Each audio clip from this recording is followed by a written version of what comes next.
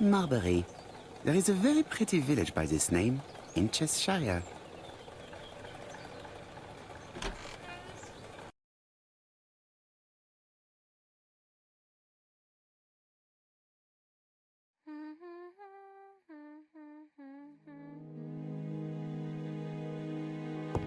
I need the key to Cust's home.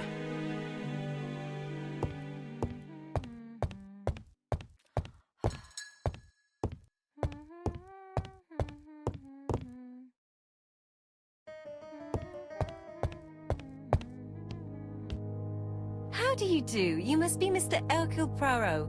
Chief Inspector Jupp told me that you might be coming.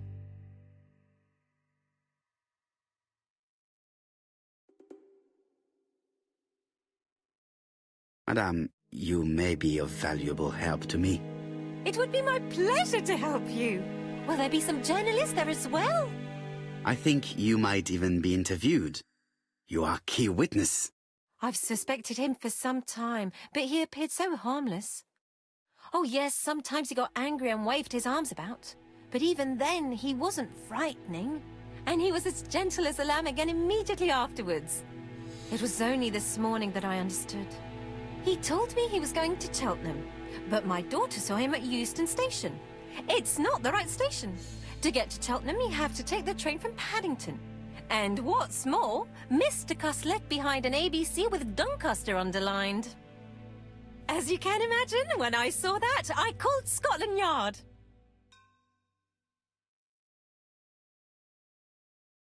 One moment, please. How did you know that Cust had underlined Doncaster in his railway guide? I went and had a look in his room. I see. Do you make a habit of searching through your lodger's belongings?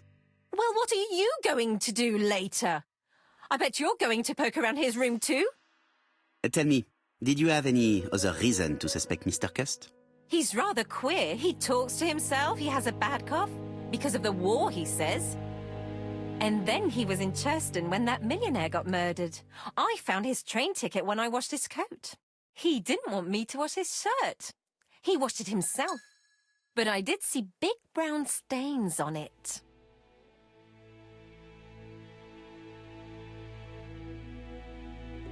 Where were the stains on the shirt? Can't recall.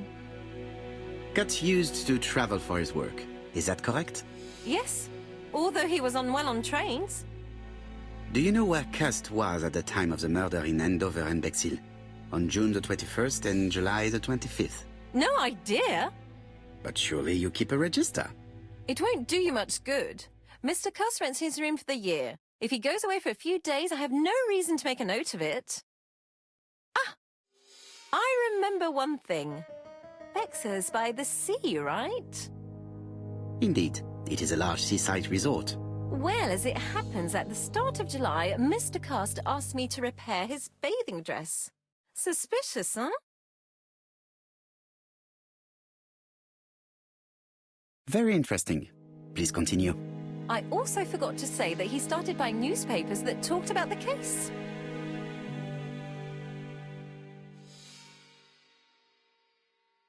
When did he start buying the newspapers? Let's see. I think it was just after the millionaire's murder in Churston. He didn't seem all that interested before that. That will be all for now. I'm going to take a look at his room. Take the key on the counter.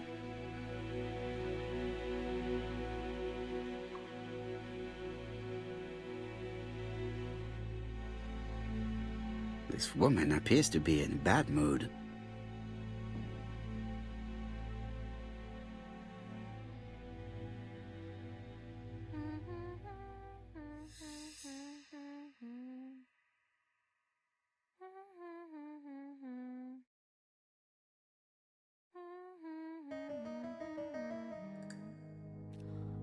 Right. Is that all? When are you leaving?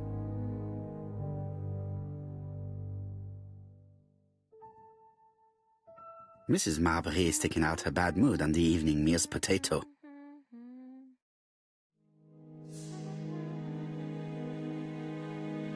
Right. Is that all? When are you leaving?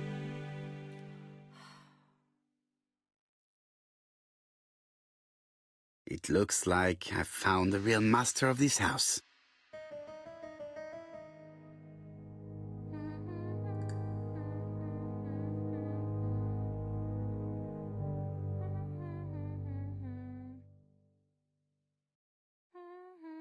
There is no need to worry about the household cat. I'm sure that Mrs. Marbury lets it do what it pleases.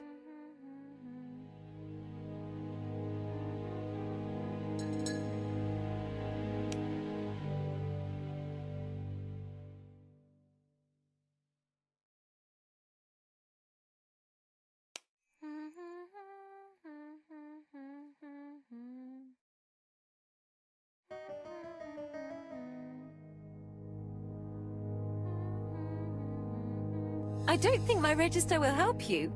Mr. Cuss rents his room all year. If he goes away for a few days, I have no reason to make a note of it.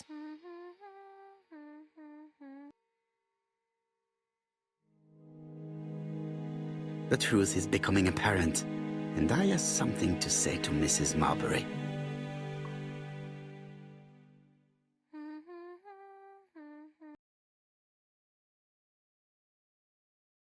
Right. Is that all? When are you leaving? Mrs. Marbury is taking out her bad mood on the evening meal's potato.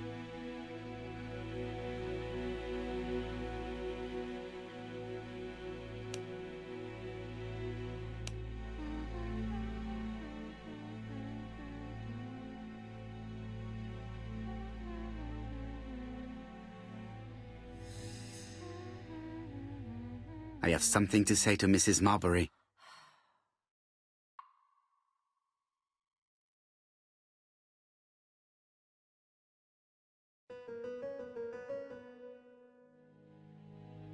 Mrs. Marbury, if I am to believe the register, you rented room 306 to a certain Mr. Fishman on the day of the Bexhill murder.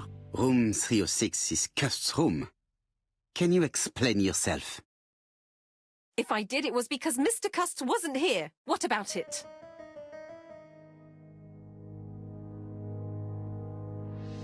You rented the same room to two people. That's fraud. Calm down, Mr. Poirot. My lodgings were full and I couldn't let poor Mr. Fishman sleep outside.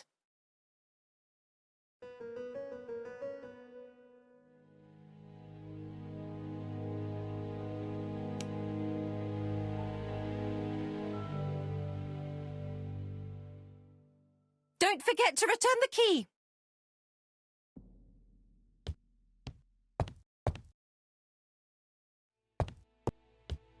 Mrs. Marbury is taking out her bad mood on the evening meal's potato.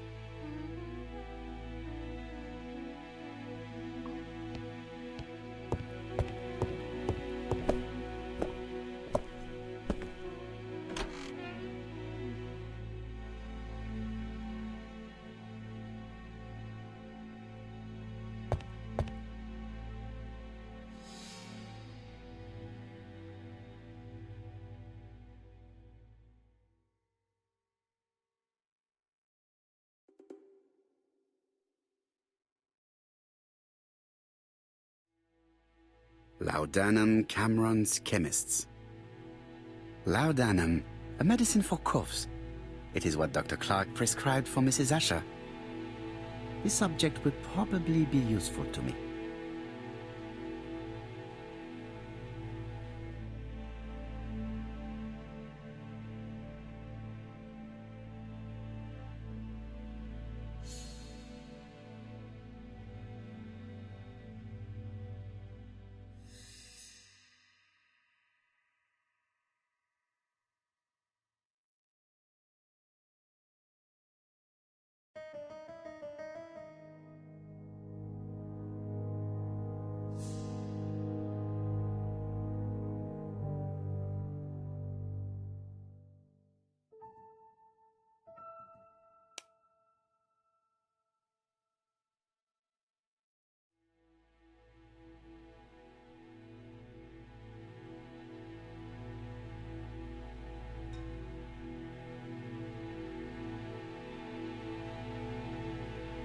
Diethyl barbituric acid, Johnson Company. I know this medicine. It is a powerful sedative. This subject would probably be useful to me.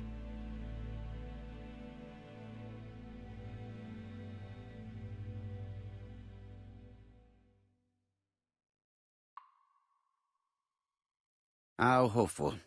This place is a real mess.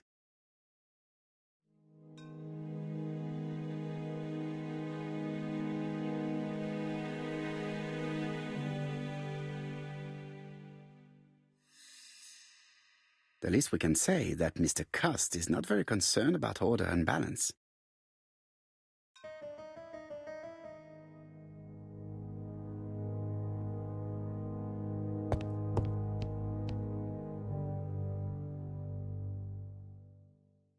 Did Cust drop it when he opened the window? Or was it Mrs. Marbury while she was cleaning?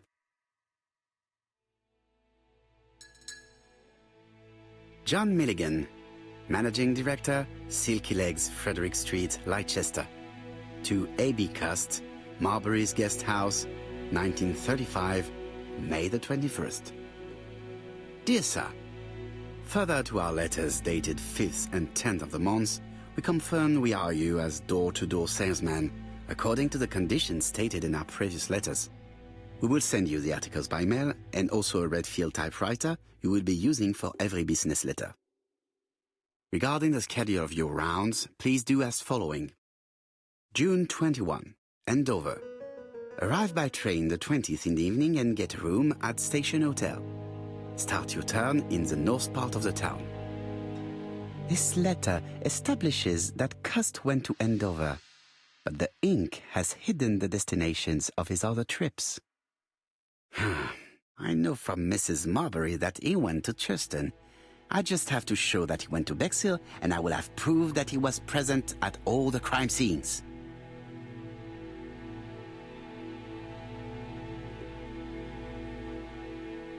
I have to get the ribbon. How am I going to do it?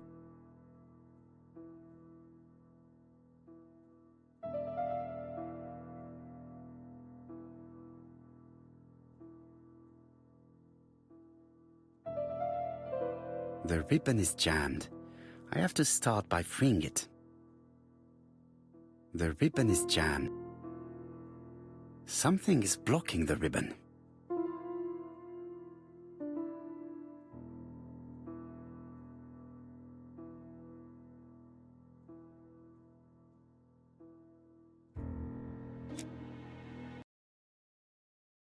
Cust is parsimonious.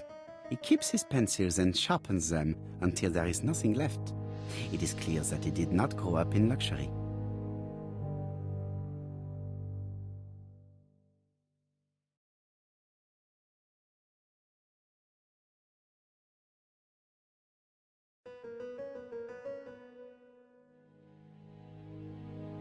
A long-bladed knife, a murderer's weapon. This subject would probably be useful to me.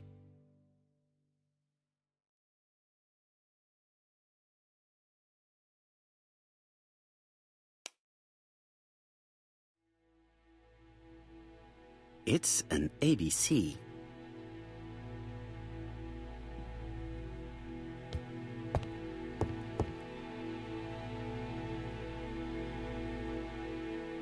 ABC guys, enough to sign about a dozen murders.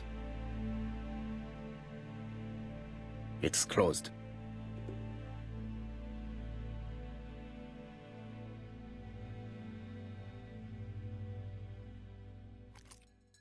This knife is very useful.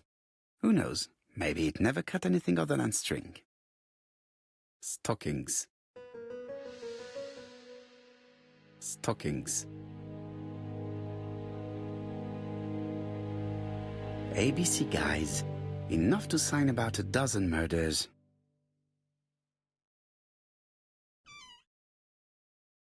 Trousers, white shirts, everything has been washed very well. The Bexhill daily paper, dated from the day of the Bexhill murder. Most probably the bathing dress repaired by Mrs. Marbury's expert hands.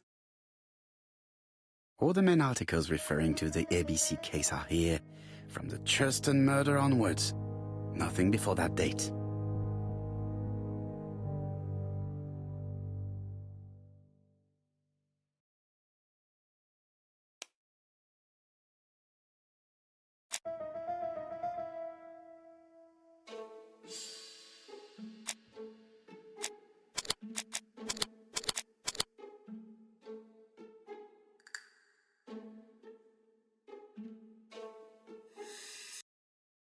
The register shows that Cust did not sleep at the guest house on the day of the murder. Where was he? Bexhill. The Bexhill paper reveals it.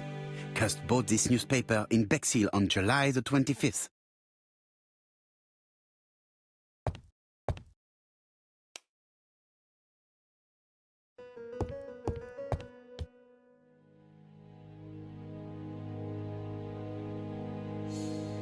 I have to get the ribbon. How am I going to do it?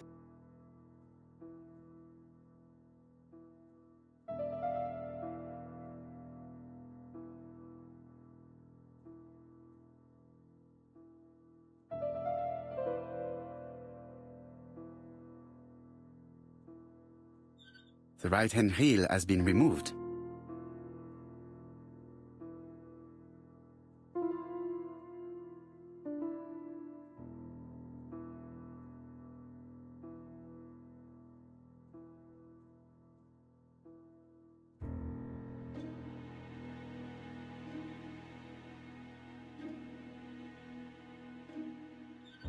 The left-hand heel has been removed.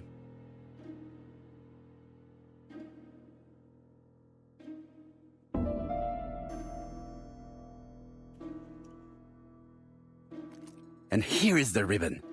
Let us see if it was indeed used to write the letters sent by ABC.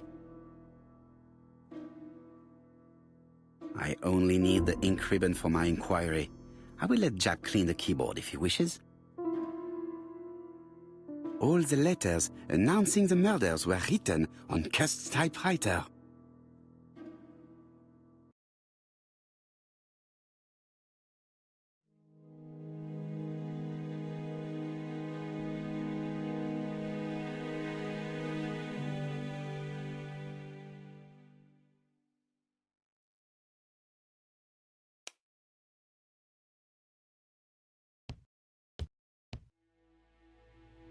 War of 1914-1918. By the King's order, the name of Corporal A.B. Cust, Devonshire Regiment, was published on the London Gazette on May the 10th, 1918, as mentioned in a dispatch for gallant and distinguished service. An army dispatch, wounded on the Somme front, victim of a gas attack, Corporal Cust greatly deserves his distinction.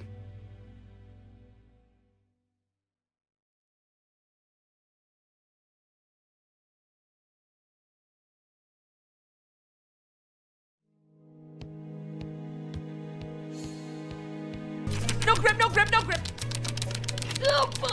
Penny, less claw, more pad. Oh, okay. That hurt!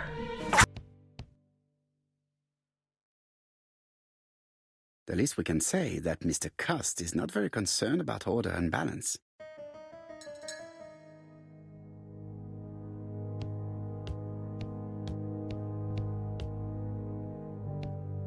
It is not the right time.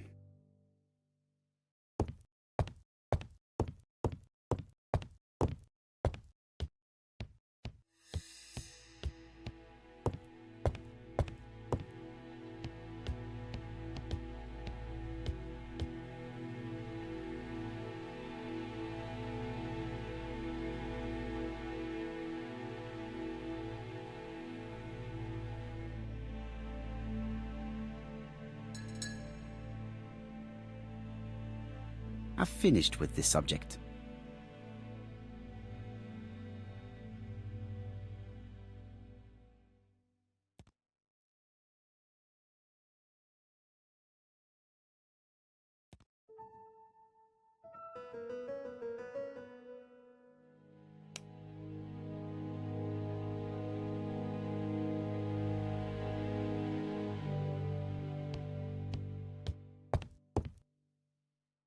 It is now the right time.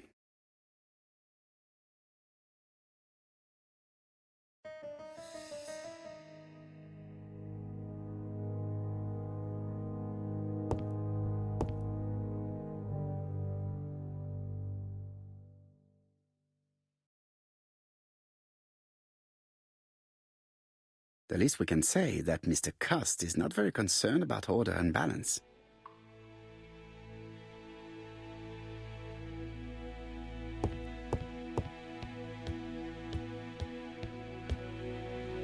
The least we can say that Mr. Cust is not very concerned about order and balance.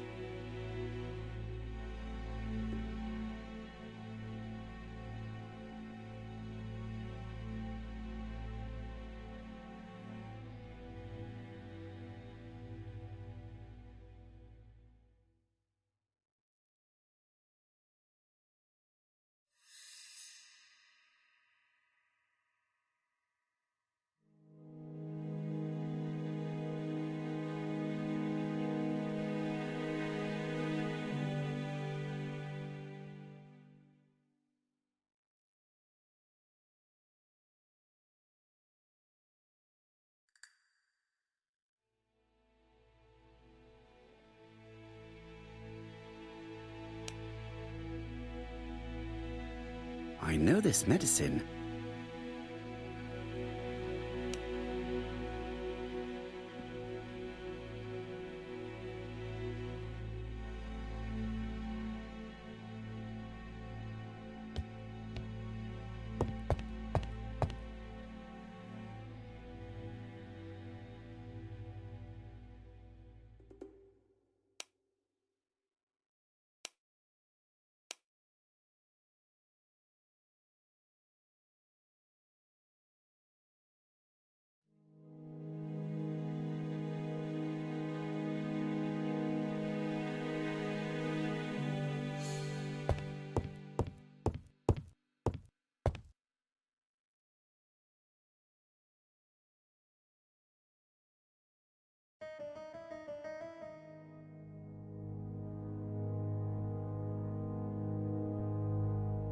I've finished with this subject.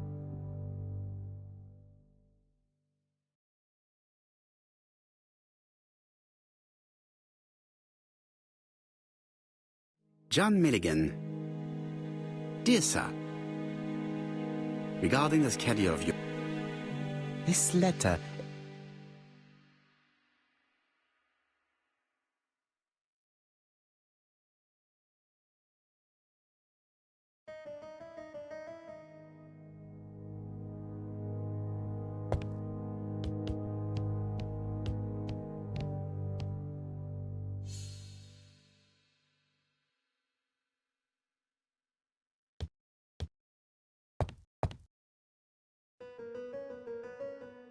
This dark stain. It could be blood, but goodness knows how long it has been there. No use continuing the inspection of this room.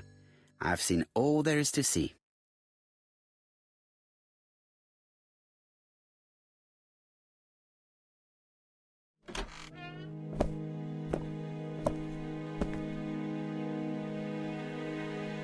Goodbye, Mrs. Marbury.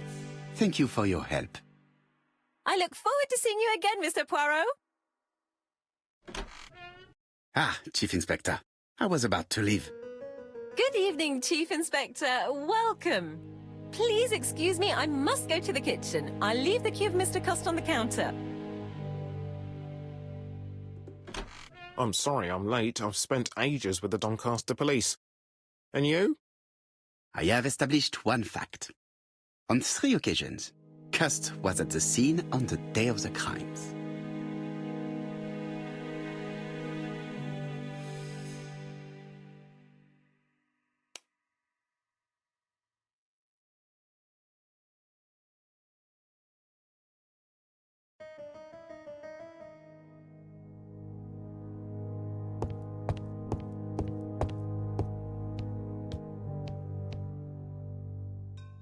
It is a very beautiful piano.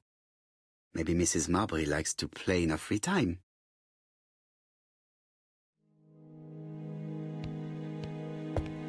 I had best talk to Jab. I've listened closely to what you have to say, Poirot. For me, there's no doubt Cust is guilty. Do you have any element that might prove the contrary? That is what we're going to look for. Let us now try and get our brain cells to work.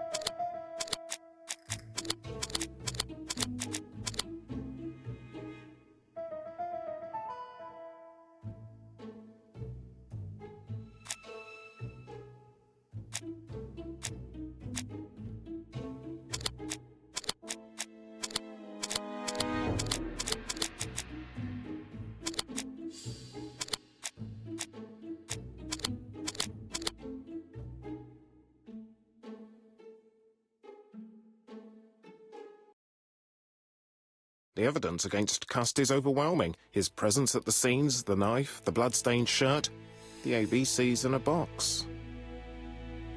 C'est vrai. However, the blood Mrs. Marbury saw on Cust's shirt may have been his own. According to his medical records, he suffers from hemoptysis.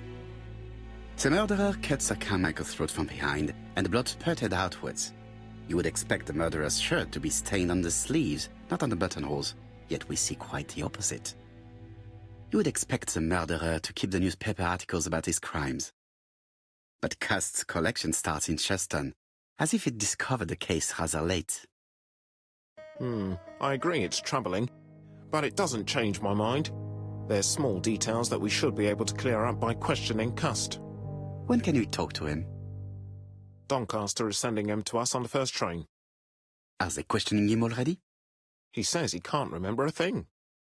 It's plausible. Doctors say he suffers from absences and amnesia. Mrs. Marbury has confirmed this. He may have done the murders in an altered state. A familiar situation. It's not enough to clear his name. Dr. Thompson insisted that even if you don't know what you're doing, you never commit a murder without wanting to. Très intéressant. I shall remember that. Right. I'll go and examine the suspect's room. Chief Inspector, I took the liberty of removing a few clues to examinatum. All right, we'll discuss them tomorrow. In the meantime, I'm going to see if you've missed something.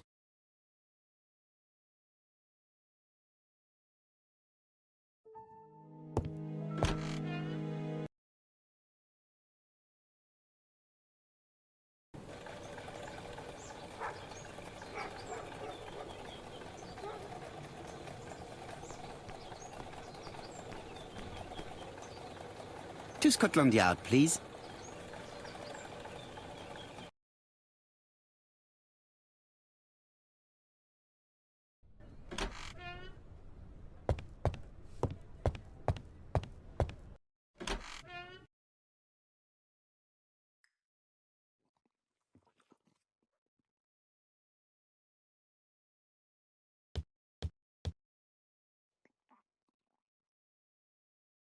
This man is not in good shape.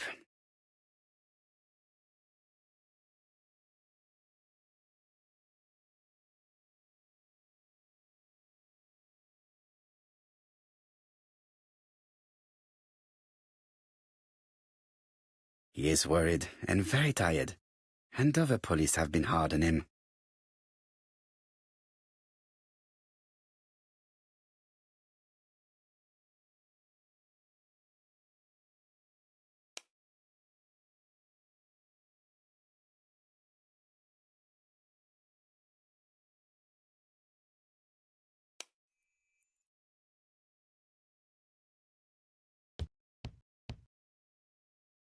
He is worried and very tired.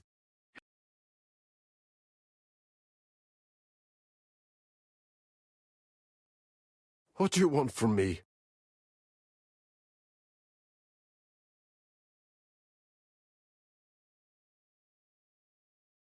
Good day, Mr. Cust. I am Hercule Poirot. Ah, you're the detective. Yes, I am the person you have been sending the letters to. I didn't write these letters. I've already said so.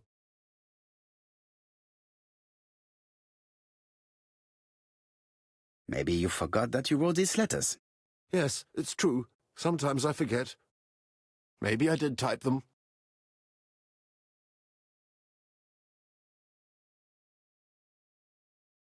I do not believe that you are capable of murder, Mr. Cust.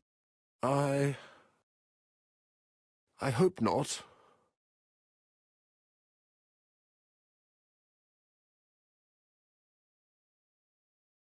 You enjoyed the war, Cust. Admit it. I didn't want to be discharged.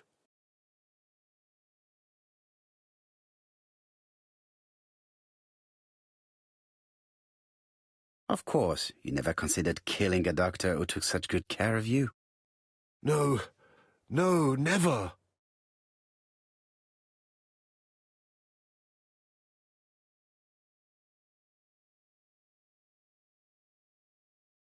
You were seen at all the crime scenes. Yes, I was. I travel a lot, but not for pleasure. I am terribly unwell in trains. But I had to respect my engagements. My employer gave me very precise written instructions about the towns I had to visit. Let's see. The company you claim to work for, Silky Legs, has never heard of you. And as for these letters they sent you, they were written on your own typewriter. The company sent me the typewriter when I started working for them. Yes, but the letters were received afterwards.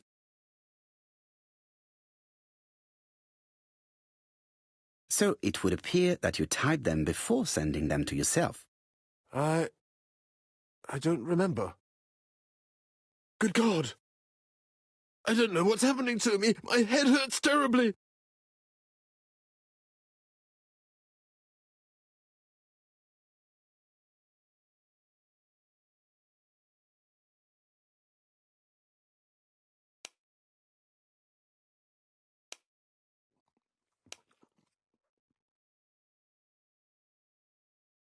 He is prey to a terrible anxiety.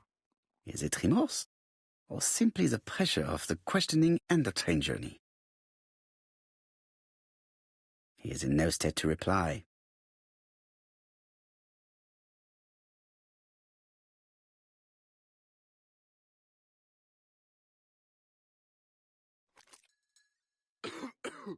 Take this. It will help you.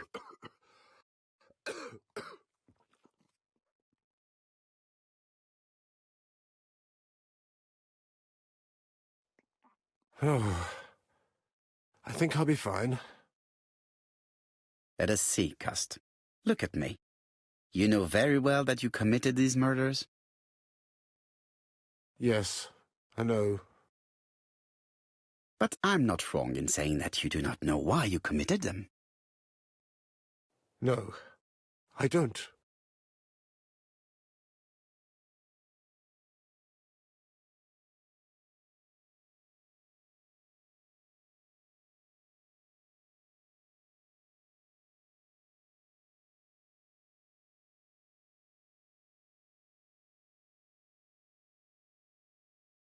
Let us leave Cust alone.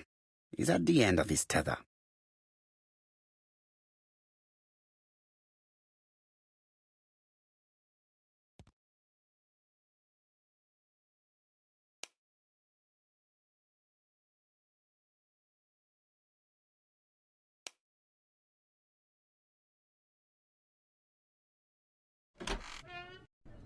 And what conclusions have you drawn?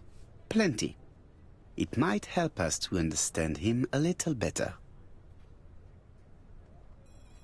Let us now try and get our brain cells to work.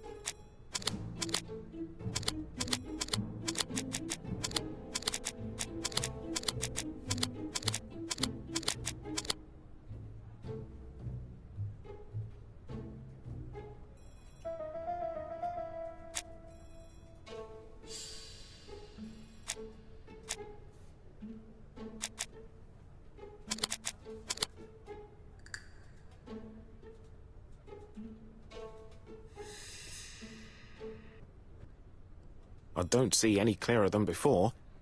This is worse. There is one point to highlight. C'est curieux. Cust admits that he killed, but he does not know why. What did Dr. Thompson say? Even if Cust killed while in an altered state, it still must have been his deepest desire. He must have had a motive. Let's keep it simple. Never mind his motive. He confessed. But you see, he can confess to anything and everything.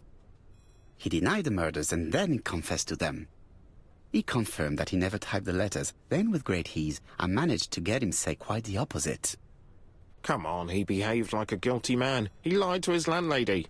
Because deep down he believes himself guilty. From the papers, he noticed that he had always been at the scene of the crimes. He must think that he killed and then simply forgot what he had done. How can you be so sure? Let us look at his psychological profile. You will understand my point of view. Let us now try and get our brain cells to work.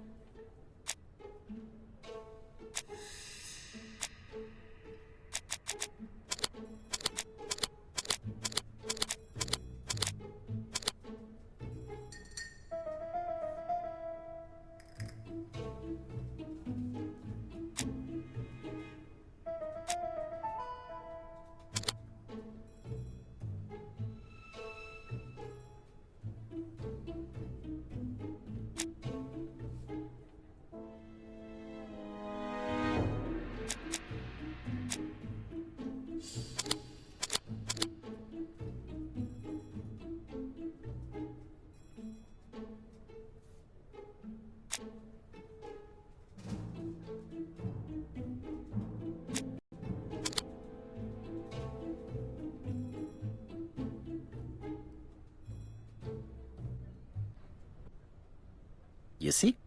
Cust's character is quite the opposite of the murderer's. But if he's a madman, can we really talk about his character? You know very well that our murderer does not behave like a psychopath. Apart from the signature, there is no ritual or repetition in the choice of victims. Very well, you're right as always. So we have no confession, no culprit, no suspects, nothing. And all that after 2 months of inquiry? What should I do? Have faith. Just give me 24 hours.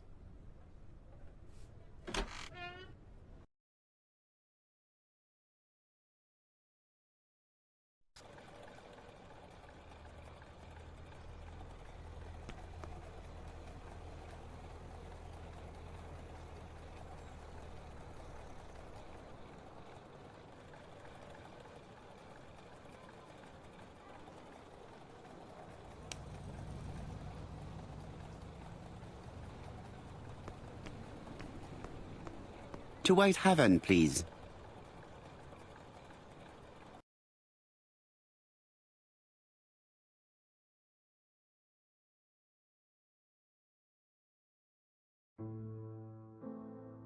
Cust's arrest is a great success for you, Poirot. It's all clear now, except maybe 1 or 2 details. Details. Ah, mon ami. The devil is in the detail, as we say. Excuse me? Patience, Hastings. Everything will be clear once our guests arrive. Best be prepared. Slip a revolver into your pocket before they do. A revolver? But Poirot, what are you afraid of? Trust me. It is important you carry a weapon for this meeting. I will lend you mine. What about telling me what you have in mind? Surtout pas. You wouldn't be able to play your role. Wait one moment, I will bring you my weapon.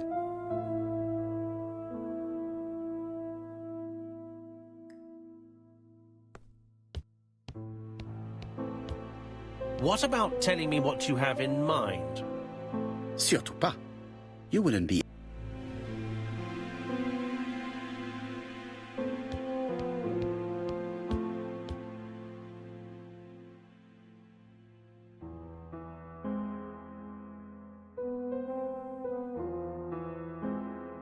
Churston, Devon, population 500 inhabitants. Hourly of trains. London, Churston. Trains of evening. London, 6:45 p.m. Newton about 11 a.m. Churston, 11:45 a.m.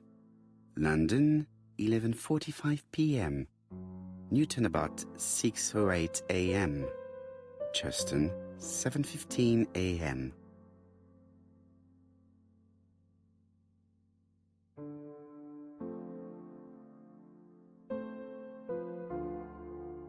Hastings' photo album. He is very proud of his bag.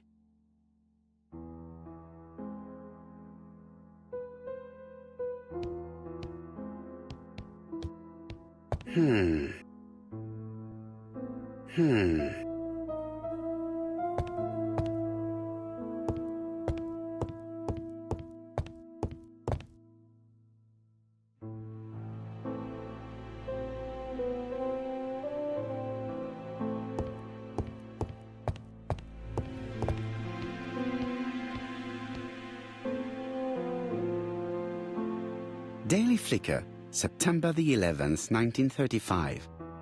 ABC affair, Terminus Doncaster. Japp and Poirot arrest the killer.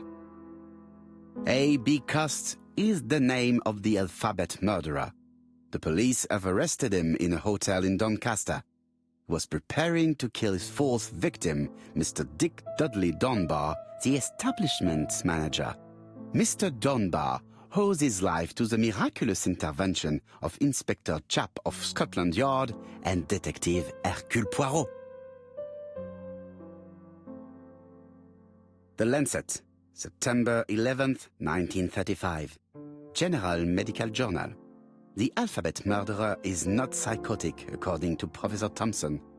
In an early issue, we claimed that the alphabet murderer was not psychotic. Our assertion has just been confirmed by Professor Thompson, a Scotland Yard expert, who has spoken to the prisoner at great length. Not all obsessional killers are psychotic, he explained. It is true that Cust has a disturbed personality and memory disorders. But his amnesia, whether real or pretended, does not alter the fact that he was perfectly lucid at the time of his acts. Therefore, he will not escape punishment.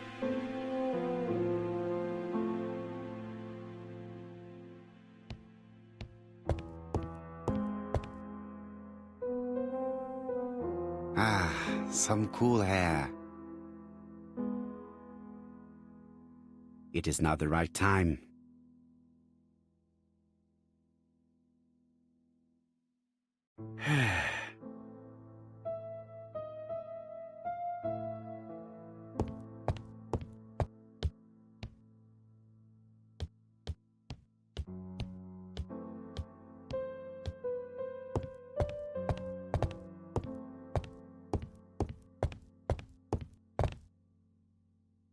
The white ammunition are blank cartridges. The others are real bullets. The revolver is loaded with real bullets. I still have time to choose blanks. The revolver is loaded with blanks. I still have time to choose real bullets.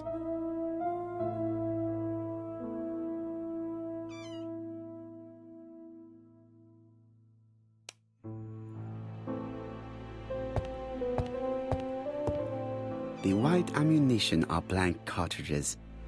The others are real bullets. The revolver is loaded with blanks.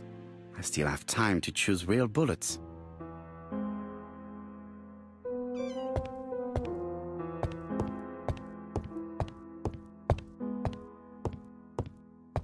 What about telling me what you have in mind? Surtout pas. You wouldn't be able to play your role. Wait one moment, I will bring you my weapon.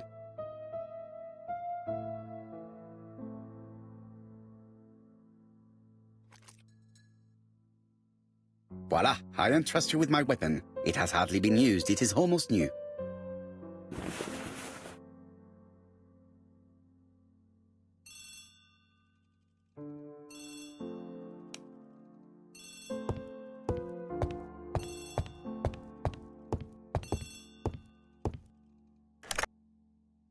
Chief Inspector, is that you?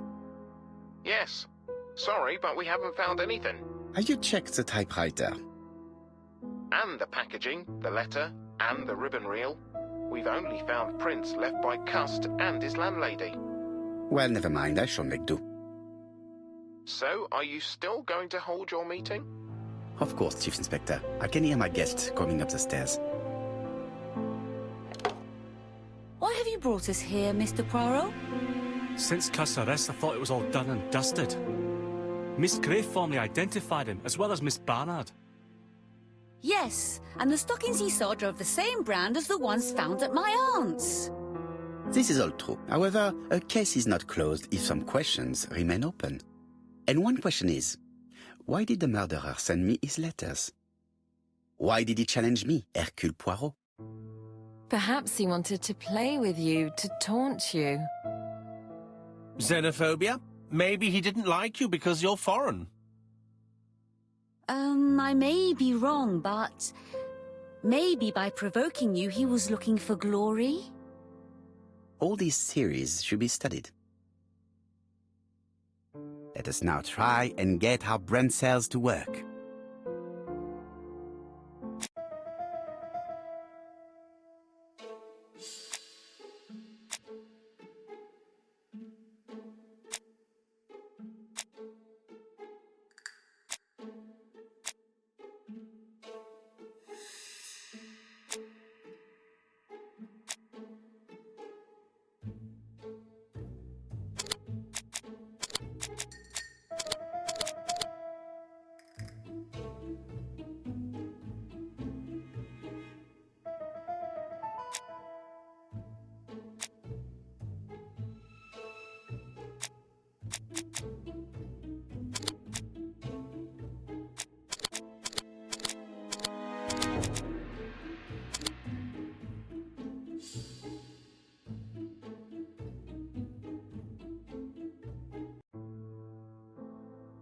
Is everything clear now? You might like to explain your reasoning again. Of course. First of all, remember that the murderer made it a rule to always post his letter before the murder. He never digressed from that rule. However, in Churston, he encountered a problem. The village has only 500 inhabitants. With advance warning, it would be easy to arrest him. Therefore, the murderer delayed his letters deliberately with the wrong address. The plan wouldn't have worked if he'd sent it to Scotland Yard or the papers because everybody knows their addresses. The mistake would have been corrected and the letter would have been on time. That is why the murderer chose me as the recipient. Because for his plan to succeed, it was necessary for at least one of the letters to have a wrong address and get lost. It was very cunning. Absolument. It is a very subtle plan. It matches the profile we have drawn up of him perfectly. That of an intelligent, daring and calculating murderer. But that's not how you describe Cust. You are quite right, mademoiselle. Like you, I find it hard to believe that this dull character is the clever murderer we are looking for. Do madmen... I mean, if he's mad, he might have two very different sides. No doubt. But the murderer is not mad.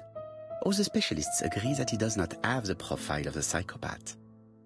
But if Cust is not guilty, how do you explain his presence at the scene of the crimes? Mr. Clark, the answer to your question is in the medical records of your brother's patients. Documents which Cust most certainly did not have access to. Let us now try and get our brain cells to work.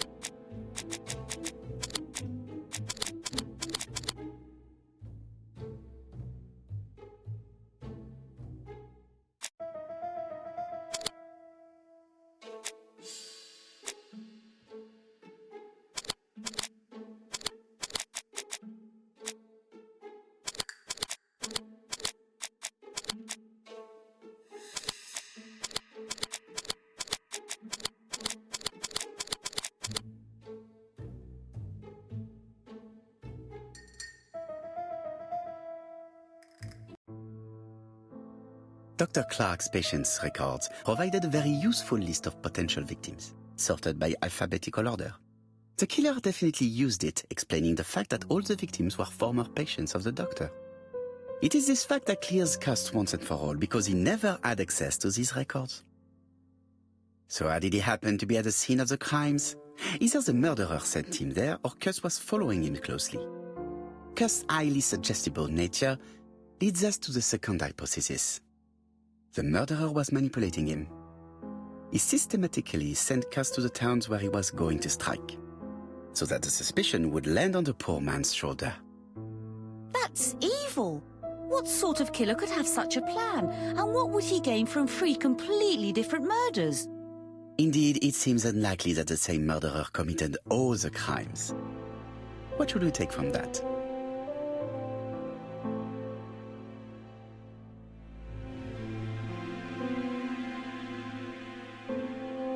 There is not one murderer, but 3 accomplices, who all used the same scenario. Do you mean that 3 murderers with quite different aims joined forces to create a smoke screen? Here's another question. Is it still necessary to find a motive for each crime? And the one in Andover poses problem. Why was poor Mrs. Asher killed? Indeed. It would be best to forget the theory.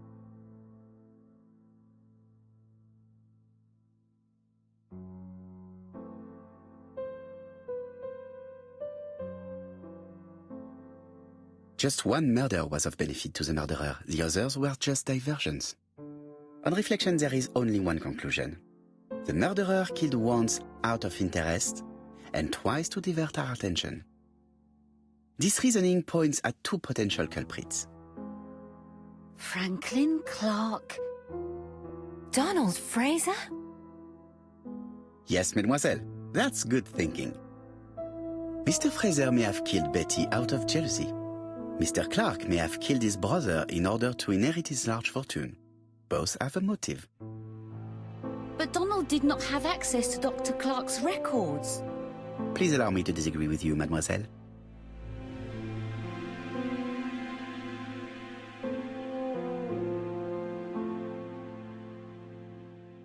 Donald, too, has been treated by the doctor. You're quite wrong, Mr. Poirot, and it shouldn't be difficult to prove. Oui, please excuse me. It was a slip of the tongue. This is what I wanted to say. Donald, Sir Carmichael was one of your firm's customers. We found a surveyor's report among his papers that proves it. It doesn't prove that I went to Comeside. You could have done it. And you may have used the opportunity to take a look at Sir Carmichael's records. Do you think I'm guilty? You or Mr. Franklin Clark? That's ridiculous. Both of you have a motive. The question is, which of you has the profile that most resembles the murderer? Let us now try and get our brain cells to work.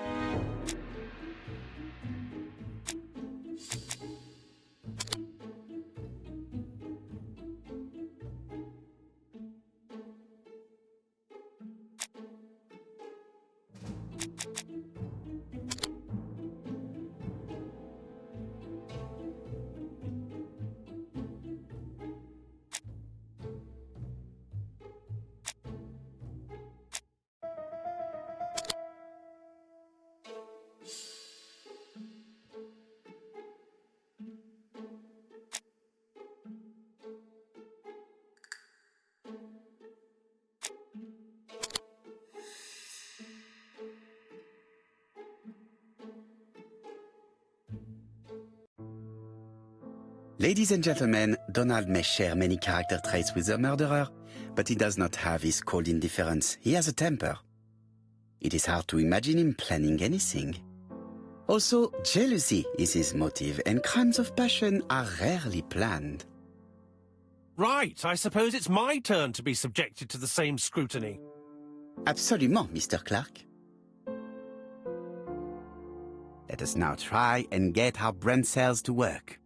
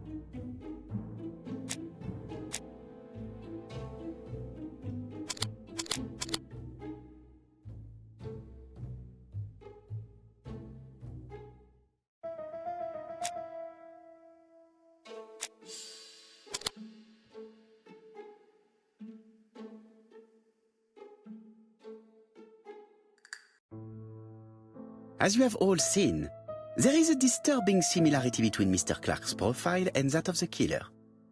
In actual fact, it is exactly the same. Mr. Poirot, your psychological studies are interesting, but your conclusions do not add up. Why would I have wished my brother's death? The inheritance is lawfully mine.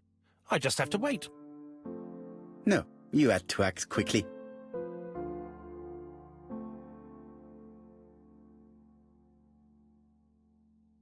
Because of Miss Grey.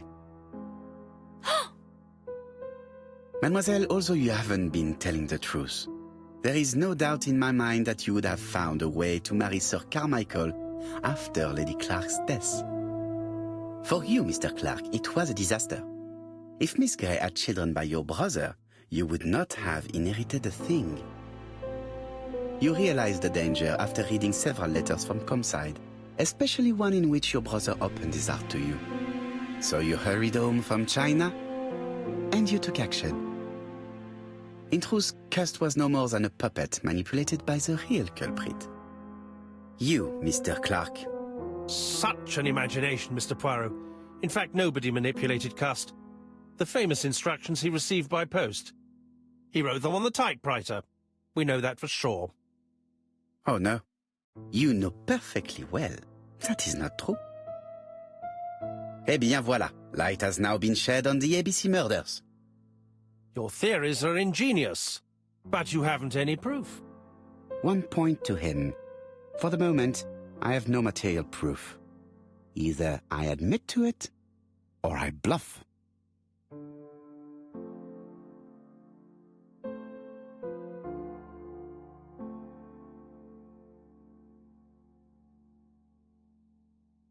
One thing proves it. A carton of placed cigarettes you stole from Mrs. Asher and found at your home. You have nothing on me. You're bluffing, Mr. Poirot. Come on, Thora, there's nothing for us to do here. Don't touch me. Thora! I understand why you never wanted to lend me your new typewriter, and why you were searching through your brother's things. And the hole you dug on the moors. What did you hide there? The knife you used to kill your brother? All right. Well played. I lose. The game's up.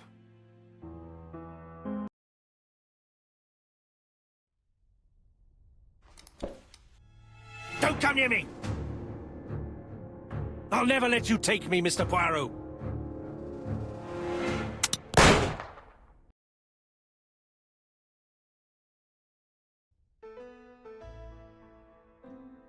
I'm sorry, Mr. Clark, there is no easy death for you.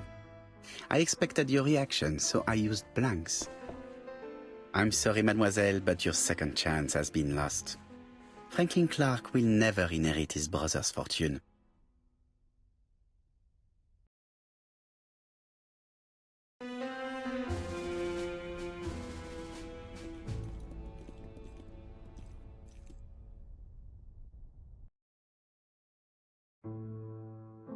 Disappointed at having missed the chance to become Lady Clark, Thora Grey left England. Donald Fraser and Megan Barnard married. On Poirot's recommendation, Mary Drower started to work for Lady Clark. The elderly lady's condition suddenly took a turn for the better. And a few months later, to Dr. Logan's great surprise, she was back on her feet again. According to this eminent physician, it appears to be an extremely rare case of spontaneous remission. Lady Clark has enjoyed very good health ever since.